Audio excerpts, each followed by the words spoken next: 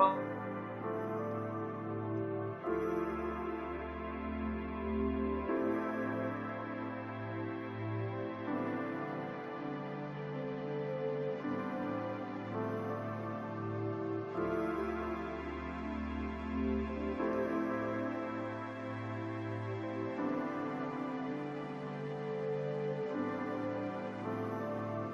ચાલો ધ્યાન આપો બધા. તમે છેલ્લે જે ઓપ્ટિકલ ફાઈબર વાળી થિયરી ભણ્યા હતા, બરાબર, એની નીચે પેલો પ્રશ્ન એક અધૂરો હતો, બરાબર. એ અધૂરો જે પ્રશ્ન છે એની ફાઇલ મેં તમને આ નવી મોકલાવડાવી છે. મળી ગઈ છે બધાના ફાઇલ 2 પેજની? મળી ગઈ છે. ચાલો, હવે આની અંદર એક જ પ્રશ્ન છે ખાલી, બરાબર. હવે એ ભણીએ એટલે પછી પેલી ફાઇલ માંથી કન્ટિન્યુ છે, પછી થોડું ધ્યાન આપજો. અને ચોપડીની જો વાત કરું તો આ થિયરી જે છે એ તમને આપેલી છે ગોલીય સપાટી માટે કેટલા 323. ઓકે, 323 નંબરના પેજ ઉપર તમને આપેલી હશે આ થિયરી. ત્યાં આકૃતિ પણ આપેલી છે. હમણાં જ ચાલુ કર્યું, વખત ફોન નહીં વાપર્યો મેં. તો મારા નેટ ઓછું થઈ ગયું છે. 3 લેક્ચર ભણી, હમણાં જ ફોન લીધો તારો. ઓકે, ધ્યાન આપો બધા અંદર.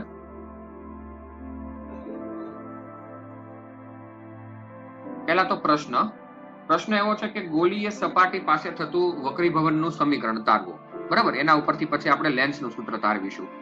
અહીંયા આકૃતિ જે છે, બરાબર, એની અંદર આ ગોળીય સપાટી છે. આ જે છે બહારની સપાટી એ ગોળીય સપાટી છે, કાચની, બરાબર. ડાબી બાજુ હવા છે અને જમણી બાજુ કાચ છે, બરાબર. આટલો જે ભાગ છે, આજે આટલો દોરેલો, એ કાચનો ભાગ છે, આટલો. અને આ બાજુનો જે ભાગ છે એ હવા છે. હવાનો વક્રીભવનાંક આપણે N1 કીધો છે અને કાચનો જે વક્રીભવનાંક છે એને નામ આપ્યું છે N2, બરાબર. ફરીથી આ એક ગોળીય સપાટી છે. ગોળીય સપાટીની એક બાજુ હવા છે અને બીજી બાજુ ગોળીય સપાટીનું માધ્યમ કાચ છે. હવાના વક્રીભવનાંકને કીધો છે N1 અને કાચના વક્રીભવનાંકને કીધો છે N2. હવે ગોળીય સપાટીથી U અંતરે એક વસ્તુ મૂકેલી છે O, બરાબર, જેમાંથી પ્રકાશનું કિરણ નીકળે છે અને આગળ વધે છે. ઓકે, અને અહીંયા N બિંદુ પર આપાત થાય છે. આ જે ડોટેડ લાઈન દોરેલી છે એ છે સપાટીને દોરેલો લંબ. સપાટીને દોરેલા લંબ સાથે આપાત કિરણે બનાવેલા ખૂણાને શું કહેવામાં આવે? આપાત કોણ I. ઓકે, તો અહીંયા બન્યો આપણો આપાત કોણ I બન્યો, બરાબર. આ આપણો આપાત કોણ I છે. ઓકે, પછી આ બન્યું વક્રીભૂત કિરણ, બરાબર. અહીંથી કિરણ વક્રીભવન પામ્યું. ઓકે, પાતળા માધ્યમમાંથી ઘટ માધ્યમમાં ગયું એટલે લંબ તરફ વાંકું વળે કે લંબથી દૂર જાય? લંબ તરફ વાંકું, બરાબર. એટલે લંબ તરફ વાંકું વળ્યું અને અહીંયા તમને છેલ્લું પ્રતિબિંબ I મળ્યું. તો અહીંયા એક બિંદુ મૂકેલું છે I, બરાબર. આ બિંદુ I છે. ઓકે, આ જે ખૂણો બન્યો વક્રીભૂત કિરણે લંબ સાથે બનાવેલો ખૂણો એને વક્રીભૂત કોણ R કહે છે, બરાબર. બીજું કે અહીં તમને એવું પણ કીધેલું છે કે વસ્તુ અંતર U છે, પ્રતિબિંબ અંતર V છે, બરાબર. અને આ જે લંબ જે જગ્યાએ છેદે છે, બરાબર, ત્યાં તમને વક્રતા કેન્દ્ર C મળે. એટલે વક્રતા કેન્દ્ર C થી ગોળીય સપાટીનું અંતર એને આપણે વક્રતા ત્રિજ્યા કહીએ છીએ. એટલે વક્રતા ત્રિજ્યા R, વસ્તુ અંતર U અને પ્રતિબિંબ અંતર T, બરાબર. આ આપણી આકૃતિ થઈ. ઓકે, બીજું કે વસ્તુ માટે આપાત કિરણ એ મુખ્ય અક્ષ સાથે આલ્ફા ખૂણો બનાવે છે, બરાબર. લંબ છે એ મુખ્ય અક્ષ સાથે બીટા ખૂણો બનાવે છે અને વક્રીભૂત કિરણ જે છે એ ખૂણો બનાવે છે ગેમા. એટલે આલ્ફા, બીટા, ગેમા, અને ઉપર ખૂણા 2 બને છે, આપાત કોણ I અને વક્રીભૂત કોણ R, બરાબર. તો આ આકૃતિની વાત થઈ. ઓકે, હવે આપણે પહેલો મુદ્દો આના વિશે.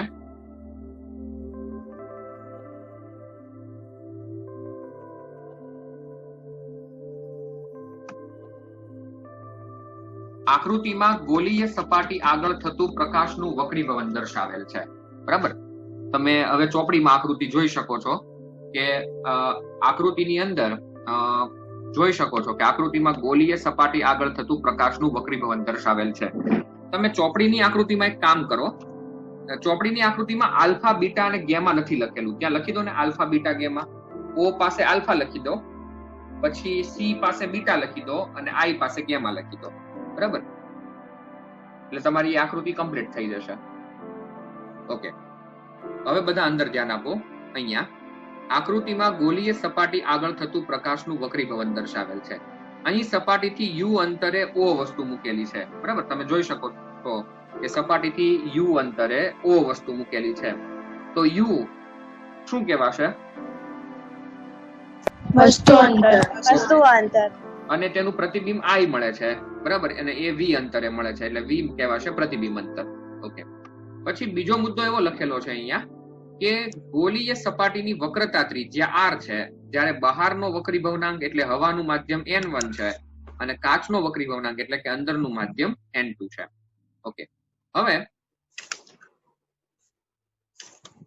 આગળ વધીએ. તો તમને અહીંયા એવું કીધેલું છે કે ત્રિકોણ NOC માટે બહિષ્કોણ. ઓકે, હવે મારે તમને બહિષ્કોણ બતાવવો છે. મેં તમને આગળ બહિષ્કોણની વાત કરી દીધી કે ત્રિકોણનો કોઈ એક બહારનો ખૂણો બરાબર અંદરના બે ખૂણા, બરાબર? તો અહીંયા જો વાત કરીએ તો હું તમને એક ત્રિકોણ બતાવું છું. N થી શરૂ થાય છે અને O સુધી જાય છે, N થી O, બરાબર? અહીંથી અને પછી અહીંથી ચાલુ કરી અને C સુધી આવે. તો આ ત્રિકોણનું નામ થયું NOC, બરાબર? આ ત્રિકોણનું નામ થયું NOC. ઓકે, તો NOC ની અંદર બારનો ખૂણો કયો છે? બારનો ખૂણો, તો બારનો ખૂણો આ છે, I. તો I બરાબર અંદરના બે ખૂણા, તો અંદરના બે ખૂણા કયા કયા થશે? બીટા. ઓકે, તો તમે એક ઇક્વેશન એવું કહી શકો કે I બરાબર આલ્ફા અને બીટા. ઓકે, ચાલો હું તમને એક બીજો ત્રિકોણ બતાવું છું, એના માટે ધ્યાન આપજો. અલગ કલર થી દર્શાવું છું. એક બીજો ત્રિકોણ આવો છે જેનું નામ છે C, પછી N અને I, એટલે આ બાજુનો ત્રિકોણ. ચાલો, આ ત્રિકોણમાં બારનો ખૂણો કયો કોઈ કહેશે? બીટા. આ બીટા એ બારનો ખૂણો થાય. અને અંદરના બે ખૂણા કયા? R plus gamma. ઓકે, તો તમને બે ઇક્વેશન મળ્યા. I બરાબર આલ્ફા પ્લસ બીટા અને બીટા બરાબર R પ્લસ ગેમા.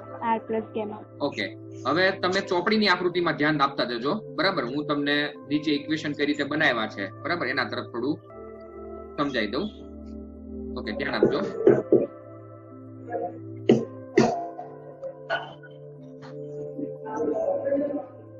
અહીં તમને એવું કીધું છે ત્રિકોણ NOC માટે બહિષ્કોણ. ત્રિકોણ NOC માટે બહિષ્કોણ I બરાબર થશે આલ્ફા પ્લસ બીટા, બરાબર?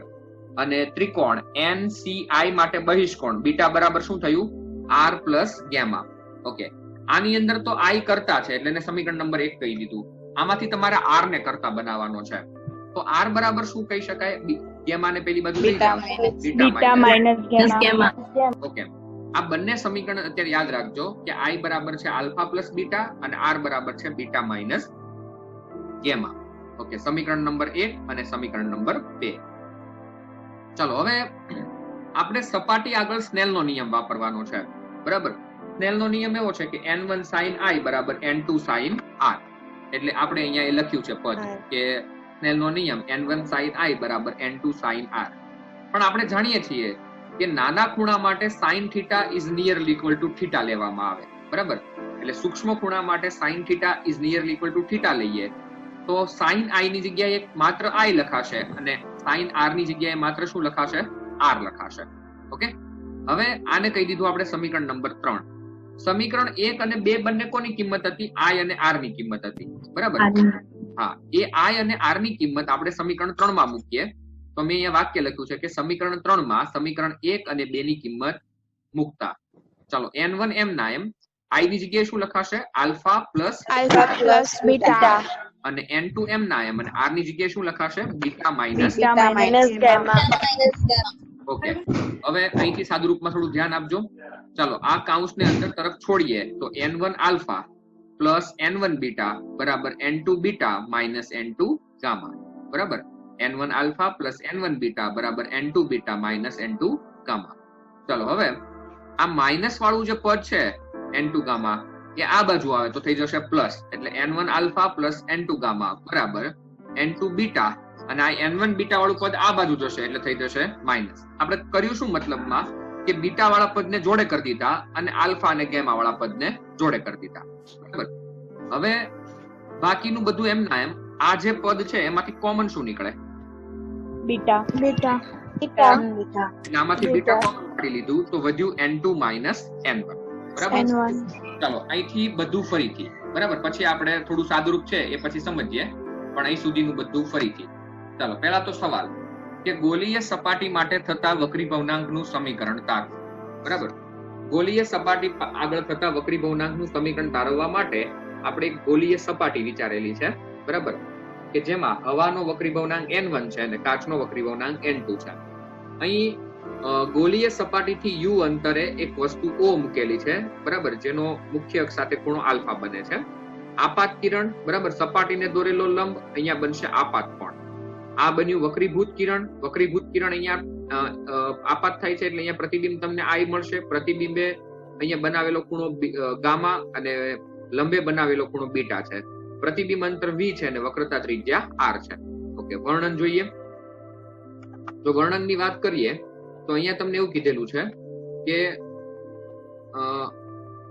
આકૃતિમાં ગોલીય સપાટી આગળ થતું પ્રકાશનું વક્રીભવન દર્શાવેલ છે. અહીં સપાટીથી u અંતરે વસ્તુ O મૂકેલી છે જેનું પ્રતિબિંબ v અંતરે આપણને I મળે છે. ગોલીય સપાટીની વક્રતા r છે, જ્યારે બહારનો વક્રીભવનાંક એટલે કે હવાનું માધ્યમ જે છે એ n1 છે અને કાચનો વક્રીભવનાંક n2 છે. ઓકે, હવે તમે તમારી ચોપડીના ત્રિકોણમાં ધ્યાન આપજો. ત્રિકોણ NOC, બરાબર. ત્રિકોણ NOC નો બહિષ્કોણ I થાય છે. I બરાબર થશે આલ્ફા પ્લસ બીટા. અને એક બાજુનો જે ત્રિકોણ છે NIC અથવા NCI, બરાબર, એના માટે બહિષ્કોણ બીટા બરાબર થશે R પ્લસ ગેમા. તો R બરાબર થશે બીટા માઇનસ ગેમા. તમારે n બિંદુ આગળ સ્નેલનો નિયમ વાપરવાનો, એટલે કે સપાટી આગળ. તો n1 sin I બરાબર થશે n2 sin R. બરાબર. અને સૂક્ષ્મ ખૂણા માટે sin theta is nearly equal to theta લેવામાં આવે તો sin I is nearly equal to I લખાશે અને sin R is nearly equal to R લખાશે. હવે સમીકરણ 3 ની અંદર સમીકરણ 1 અને 2 ની કિંમત આપણે મૂકીએ.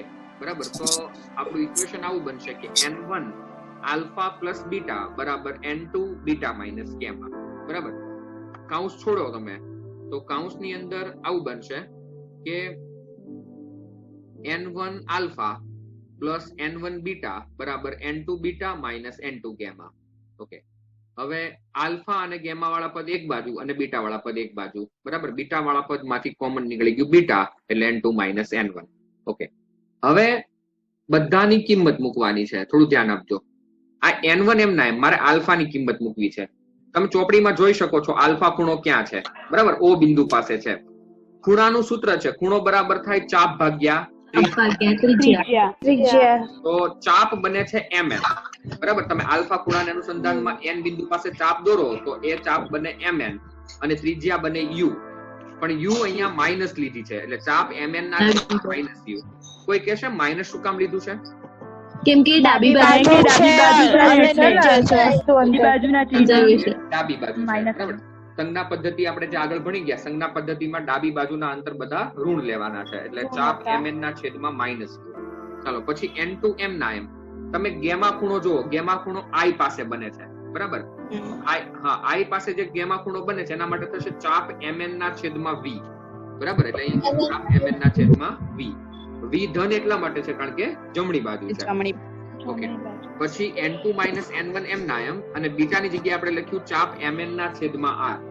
r પણ ધન એટલા માટે છે કારણ કે એ પણ જમણી બાજુ છે.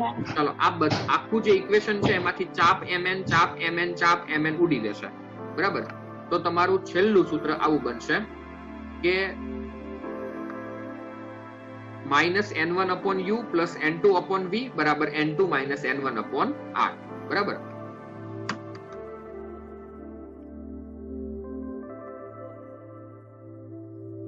બરાબર. આ તમારું છેલ્લું સૂત્ર બન્યું કે minus n1 upon u plus n2 upon v બરાબર n2 minus n1 upon r. આ જે સમીકરણ બન્યું એને કહેવામાં આવે છે ગોલીય સપાટીનું સમીકરણ. બરાબર. ખાસ સૂત્રને યાદ રાખજો. Minus n1 upon u plus n2 upon v બરાબર n2 minus n1 upon r. બરાબર. આ સૂત્રને કહેવામાં આવે છે ગોલીય સપાટીનું સમીકરણ. બરાબર, એકવાર ફટાફટ જોઈ લઈએ પ્રશ્ન, પછી આગળ વધીએ. ચાલો ફરીથી, ગોલીય સપાટી માટે થતા વક્રી ભવનાંકનું સમીકરણ તારવો. બરાબર, અહીં તમને ગોલીય સપાટી આપેલી છે, જેમાંથી જેની સપાટીથી યુ અંતરે વસ્તુ ઓ મૂકેલી છે, પ્રતિબિંબ આઈ મળે છે. બરાબર, વી અંતરે આલ્ફા અને ગેમા ખૂણો બનાવે છે, આપાત કોણ આઈ, વક્રીભૂત કોણ આર છે, અને સી સાથે બીટા ખૂણો બનાવે છે. ઓકે, હવે અહીંયા આપણે એનઓસી માટે આઈ બરાબર આલ્ફા પ્લસ બીટા કહી શકીએ, અને એનસીઆઈ માટે બીટા બરાબર આર પ્લસ ગેમા કહી શકીએ. તો આર બરાબર થશે બીટા માઇનસ ગેમા. ઓકે, બીજું કે સ્નેલનો નિયમ વાપર્યો એટલે n1 sin i બરાબર n2 sin r, જ્યાં sin θ is nearly equal to θ લઈ અને i અને r ની કિંમત મૂકી અને તમારે સાદરૂપ આપવાનું છે. સાદરૂપમાં પછી તમારે આલ્ફા, બીટા અને ગેમાની કિંમત ખૂણો બરાબર ચાપ ભાગ્યા ત્રિજ્યા, ખૂણો બરાબર ચાપ ભાગ્યાના ત્રિજ્યાના સંદર્ભમાં મૂકી અને સાદરૂપ આપતો તો તમને સૂત્ર મળશે -n1/u n2/v બરાબર n2 - n1/r, જેને ગોલીય સપાટીનું સમીકરણ કહેવામાં આવે છે. ઓકે, હવે આપણે આગળ વધીએ.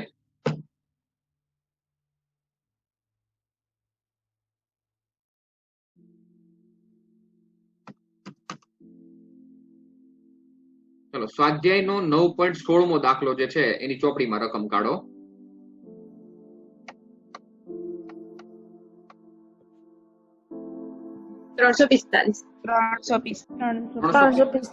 ઓકે, 345 નંબરના પેજ ઉપર રકમમાં ધ્યાન આપજો. રકમમાં 9.16માં એવું કીધેલું છે કે ટેબલની સપાટી ઉપર એક પિનને જડી દીધી છે. બરાબર, ઘણી વખત આપણે સ્ટેપલરની પિન હોય ને એને ટેબલ ઉપર આમ પ્રેસ કરી દઈએ એટલે પિન હોય લાકડું પોચું હોય તો એની અંદર જતી રહી. બરાબર, તો ટેબલની સપાટી ઉપર એક નાની પિનને જડી દીધી છે. ઓકે, નાની પિનને તમારે કેટલી ઉપરથી જોવાની છે તો કે 50 સેન્ટીમીટર ઉપરથી જોવાની છે. બરાબર, આ જે વાક્ય લખ્યું છે ને એ સૌથી વધારે કન્ફ્યુઝન ઉત્પન્ન કરશે. બરાબર, ફરીથી, ટેબલની સપાટી ઉપર જડી દીધેલી એક નાની પિન છે, એમને 50 સેન્ટીમીટર ઉપરથી જોવાની છે. ઓકે, ઉપરથી બિંદુએથી ટેબલની સપાટી ઉપર 15 સેન્ટીમીટર કાચનો સ્લેબ મૂકેલો છે. એટલે કેવું છે, તમને થોડી આકૃતિ દોરીને સમજાવું. માની લો કે આ કોઈ ટેબલની સપાટી છે. બરાબર, થોડો સમજવાનો પ્રયત્ન કરજો. આ એક ટેબલની સપાટી છે. આ ટેબલની સપાટી ઉપર માની લો કે આવી રીતે કોઈ પિનને, આ પીળા કલરની પિન છે. બરાબર, એ પિનને જડી દીધી છે. હવે આ પિન ઉપર કોઈ કાચનો સ્લેબ મૂકી દીધો છે. આવી રીતે કાચના સ્લેબની જાડાઈ કેટલી છે? 15 સેન્ટીમીટર. 15 સેન્ટીમીટર. ઓકે, હવે તમે ઉપરથી જોવો, અહીંથી ઉપરના ભાગેથી અહીંથી તમે જોવો એને, તો આ પિન ઉપર દેખાશે કે નીચે દેખાશે? ઊંચી ઉપર દેખાશે. ઉપર દેખાશે. થોડી ઉપર દેખાશે. ઓકે, ઉપર એટલા માટે દેખાશે કારણ કે તમે પાતળા માધ્યમમાંથી ઘટ માધ્યમમાં જોવો છો. બરાબર, ઓકે, તમે જે જ્યાંથી જુઓ છો ને ત્યાંથી અંતર આપેલું છે 50 સેન્ટીમીટર. એટલે આ અંતર 50 સેન્ટીમીટર આપેલું છે. બરાબર, અને સ્લેબની જાડાઈ તમને આપેલી છે 15 સેન્ટીમીટર. હવે તમને રકમમાં બીજું એવું કીધેલું છે, અંદરથી ધ્યાન આપજો, કે કાચના સ્લેબમાંથી જોતા પિન કેટલી ઉપર દેખાશે. કાચનો વક્રી ભવનાંક તમને આપેલો છે 1.5. બરાબર, પછી બીજું એવું કીધું છે કે ઉપર મેળવેલો જવાબ સ્લેબના સ્થાન પર આધાર રાખે. બરાબર, એનો જવાબ આપણે પછી આપીએ. ચાલો, તમને વક્રી ભવનાંક આપેલો છે 1.5. ઓકે, 15 સેન્ટીમીટર છે ને, 15 સેન્ટીમીટર એ તમારી વાસ્તવિક ઊંચાઈ થઈ. બરાબર, આ 50 સેન્ટીમીટર નું કોઈ કામ નથી. તમે અહીંથી જુઓ કે એના કરતા વધારે ઉપરથી જુઓ કે અહીંથી જુઓ, કોઈ ફરક ના પડે. બરાબર, એ ઉપર તો ઉપર જ દેખાશે. બરાબર, એટલે 50 સેન્ટીમીટર એ માત્ર તમે જ્યાંથી જુઓ છો એની ઊંચાઈ આપેલી છે. ઓકે, તમને જે દેખાશે એને આપણે આભાસી ઊંડાઈ કહીએ, આભાસી ઊંચાઈ. બરાબર, તો એ તમારે શોધવાની છે. હવે વક્રી ભવનાંકનું આપણી પાસે જે સૂત્ર છે, બરાબર, વક્રી ભવનાંકનું જે સૂત્ર તમને આપેલું છે એ કંઈક આવું છે કે n બરાબર h1/h2. ચાલો, n બરાબર h1/h2 શું કામ લીધું? h2/h1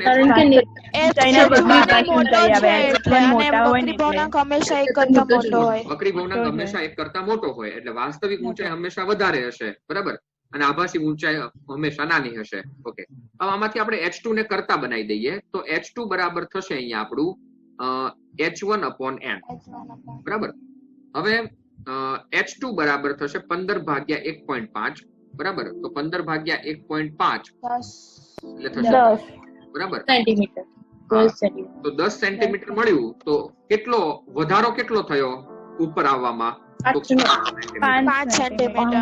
બરાબર, 15 હતું અને 5 મળ્યું એટલે થશે 5. 15 હતું 10 મળ્યું એટલે 5 સેન્ટીમીટર. ઓકે, થોડું ધ્યાન આપજો. ચાલો ફરીથી તમને એવું કીધું છે કે રકમની અંદર કે તમને વક્રી ભવનાંક આપેલો છે 1.5, વાસ્તવિક ઊંચાઈ આપેલી છે 15 સેન્ટીમીટર, આભાસી ઊંચાઈ તમારે શોધવાની છે. વક્રી ભવનાંકનું સૂત્ર n બરાબર h1/h2. તો h2 બરાબર થશે h1/n. બરાબર, એટલે h2 બરાબર થશે 15 ભાગ્યા 1.5 એટલે બરાબર થશે 10 સેન્ટીમીટર. તો પિનની ઊંચાઈમાં થયેલો વધારો બરાબર તમને મળશે 5 સેન્ટીમીટર.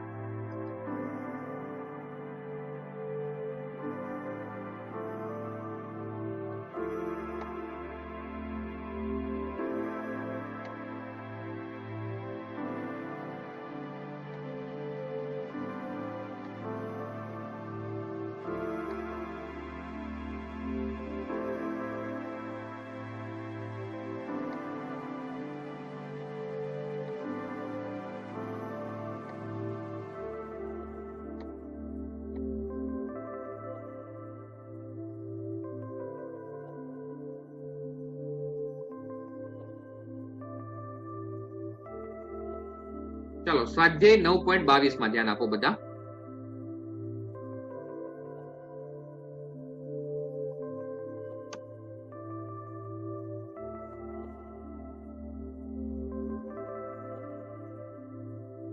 રકમની અંદર ધ્યાન બધાનું.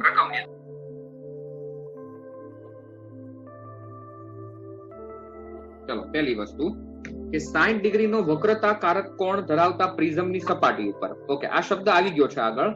60 ડિગ્રીનો વક્રતાકારક કોણ. વક્રતાકારક કોણ એટલે શું થાય?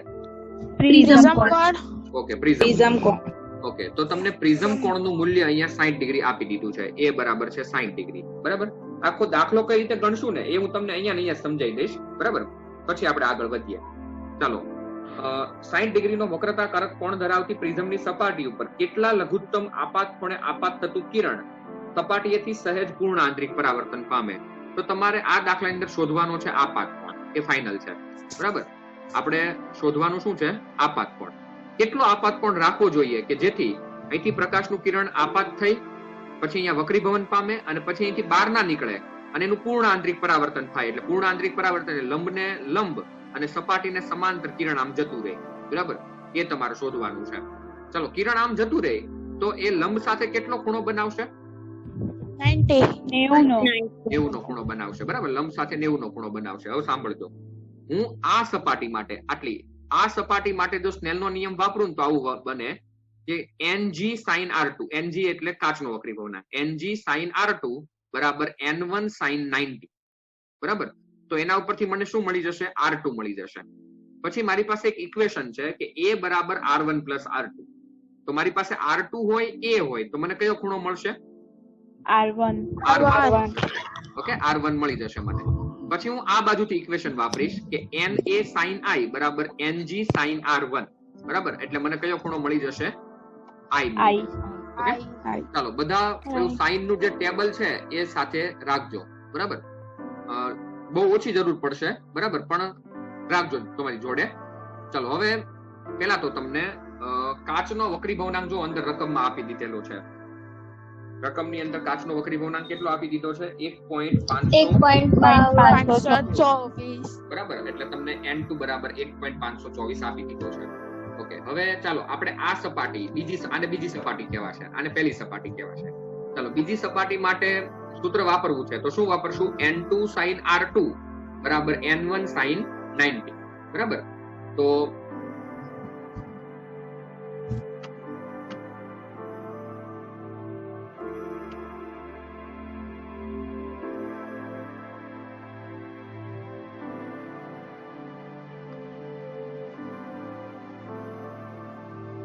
થોડું ધ્યાન આપજો. બીજી સપાટી માટે n2 sin r2 બરાબર જોતા જજો, અહીંથી વાપર્યું છે સમીકરણ n2 sin r2 બરાબર n1 sin 90. ચાલો n2 ની કિંમત કેટલી આપી છે 1.524 1.524 r2 એમ ના એમ. હવાનો વક્રી ભવનાંક 1 લીધો, sin 90 એટલે 1 થશે, 1 ગુણ્યા 1 એટલે 1 બરાબર, 1 ભાગ્યા 1.524 બરાબર કરો તો કેટલા આવે છે 6561 ઓકે 0.6561. ઓકે હવે એને સાઈન ના ટેબલમાં જુઓ બરાબર તો તમને કિંમત મળી જશે ઓકે 41 ડિગ્રી અને 0 રેડી. એટલે સાઈન r2 તમને કેટલું મળ્યું 41 ડિગ્રી. ઓકે હવે આપણી પાસે આ સૂત્ર છે કે a બરાબર છે r1 r2. a બરાબર સૂત્ર છે r1 r2. તો r1 બરાબર શું થશે આપણું સૂત્ર a r2. તો 60 માંથી 41 જાય એટલે તમને r1 કેટલું મળ્યું 19. 60 માંથી 41 જાય એટલે મળ્યું 19. હવે આપણે પહેલી સપાટી માટે સ્નેલનો નિયમ વાપરીએ તો એ સપાટી માટે થશે n1 sin i બરાબર n2 sin r1. ચાલો n1 ની કિંમત 1 છે, sin i એમ ના એમ, n2 ની કિંમત 1.524 ને sin 19. ચાલો sin 19 ની કિંમત જો તો 0.3256 આવે છે, બધા જોઈ લો 0.3256 બરાબર. એટલે sin 19 ની કિંમત 0.3256. હવે 0.3256 ગુણ્યા 1.524 કરો 0.4962. તો આને નિયરલી ઇક્વલ ટુ 0.5 કહેવાય બરાબર. 0.5 એટલે 1/2 પણ કહેવાય, અને sin ની કિંમત 1/2 ક્યારે હોય ત્યારે 30 હોય ત્યારે બરાબર. એટલે જો તમે આપાત કોણ 30 રાખશો બરાબર તો વક્રીભૂત કિરણ જે છે એ જ્યારે નિર્ગમન પામશે બરાબર ત્યારે સપાટીને સમાંતર થઈ જશે, એટલે કે અહીંયા પૂર્ણ આંતરિક પરાવર્તન જેવી ઘટના બનશે. ઓકે આપણે ફરીથી એકવાર દાખલો જોઈ લઈએ આખો.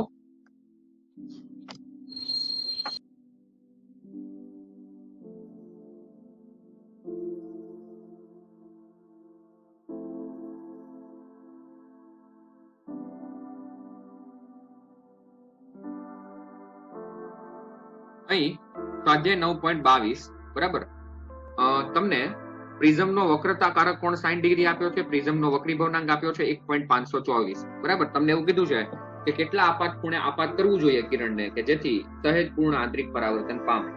તો બીજી સપાટી માટે સ્નેલનો નિયમ વાપરીએ તો થશે n2 sin r2 બરાબર n1 sin 90. 1.524 sin r2 બરાબર 1 અને sin 90 ની કિંમત પણ 1 બરાબર. તો sin r2 બરાબર થશે 1 ભાગ્યા 1.524 એટલે 0.6561 સોરી 0.6561 ને કોષ્ટકમાં જોશો તો તમારો જવાબ આવશે 41 ડિગ્રી. હવે a બરાબર આપણું સૂત્ર છે r1 r2. તો r1 બરાબર થશે a r2. 60 degree minus 41 degree બરાબર થશે 19 બરાબર. હવે પહેલી સપાટી માટે સ્નેલનો નિયમ વાપરશો તો થશે n1 sin i બરાબર n2 sin r1. હવે n1 ની કિંમત 1 sin i એમ ના એમ 1.524 sin 19 એટલે 0.3256 બરાબર, જેનો ગુણાકાર થાય છે નિયરલી ઇક્વલ ટુ 0.5. તમારો જવાબ ફાઇનલ આવશે ખૂણો i બરાબર થશે 30 ડિગ્રી બરાબર. બીજા લેક્ચર છે આજે એનું પાસવર્ડ આઈડી હમણાં થોડી વારમાં મોકલાવડાવું છું.